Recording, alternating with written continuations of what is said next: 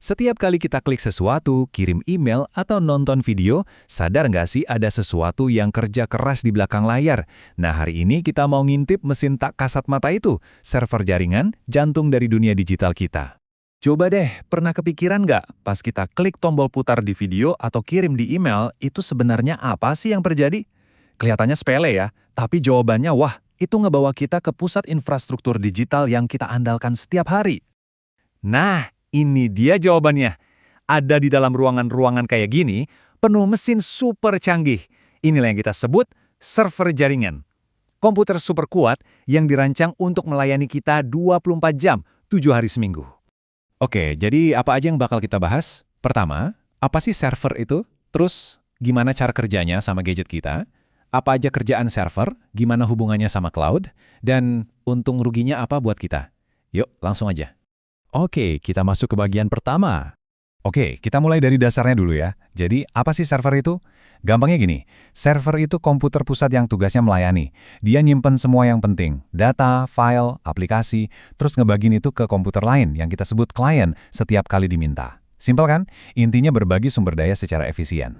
Nah, terus gimana caranya HP atau laptop kita ngobrol sama server-server ini? Semuanya itu pakai satu model yang penting banget, namanya model client server.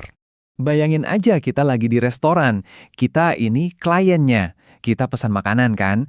Nah, pelayan yang nyatat pesanan kita dan ngasih ke dapur, itu servernya. Dia ngambil permintaan kita, proses, terus nganterin apa yang kita mau. Hubungannya sesederhana itu, ada yang minta, ada yang ngasih. Nah, gambar ini ngejelasin semuanya dengan pas banget. Lihat deh, semua gadget kita, laptop, HP, itu klien. Mereka ngirim permintaan lewat internet yang jadi jalannya langsung ke server pusat.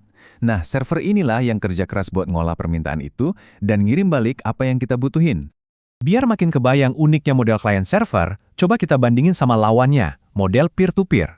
Kalau di client server itu ada satu bos pusat, nah, di peer-to-peer nggak ada bos sama sekali, semuanya setara. Nah, lihat gambar ini, beda banget kan? Nggak ada server di tengah. Setiap komputer atau peer nyambung langsung satu sama lain. Jadi mereka bisa saling bagi-bagi file atau layanan tanpa perantara. Ini yang namanya jaringan terdesentralisasi. Oke, jadi kita udah tahu server itu apa. Tapi, jangan salah. Nggak semua server itu sama. Mereka punya spesialisasi pekerjaan masing-masing. Yuk kita lihat beberapa jenisnya. Anggap aja mereka ini tim ahli. Ada server web, dialah yang nampilin website yang kita buka. Tanpa dia, nggak ada internetan. Terus ada server email, si tukang pos digital yang mastiin email kita nyampe. Kalau dia down, wah, satu kantor bisa panik. Ada lagi server file, si penjaga arsip yang nyimpen dokumen penting kita biar aman. Lalu ada server database, ini otaknya yang ngurusin data super banyak. Terakhir, server aplikasi yang ngejalanin program-program berat dari jauh. Masing-masing punya peran super penting. Konsep server ini sebenarnya udah lama, tapi evolusinya luar biasa. Sekarang, kita bakal lihat gimana server jadi tulang punggung dari cloud yang kita pakai setiap hari. Piramida ini cara paling gampang buat ngerti cloud. Paling bawah itu infrastruktur atau IaaS.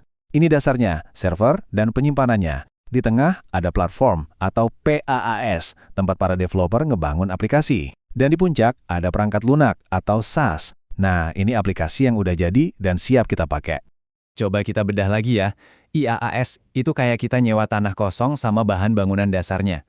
PaaS itu kayak kita nyewa rumah yang udah ada fondasi dan temboknya, tinggal kita isi.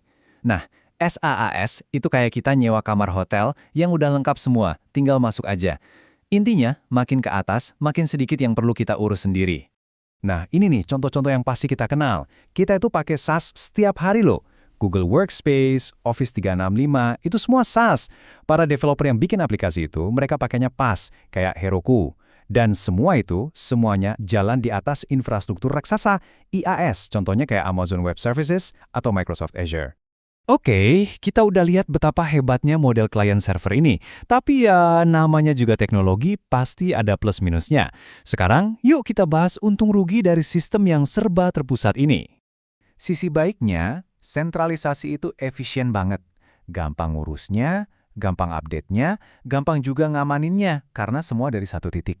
Tapi, di sisi lain, ini juga jadi kelemahan terbesarnya. Kalau server pusatnya itu mati, ya udah, semua yang nyambung ke situ langsung ikutan mati. Ini yang namanya titik tunggal kegagalan. Kutipan ini ngena banget sih. Di satu sisi, sentralisasi itu ngasih kita kontrol penuh. Tapi di sisi lain, kabel yang kecabut aja bisa bikin seluruh perusahaan atau bahkan negara berhenti kerja. Ini nunjukin betapa rapuhnya ketergantungan kita. Jadi, pertanyaan terakhirnya buat kita renungin bareng-bareng. Server jaringan ini udah bikin dunia internet kita jadi super cepat dan canggih.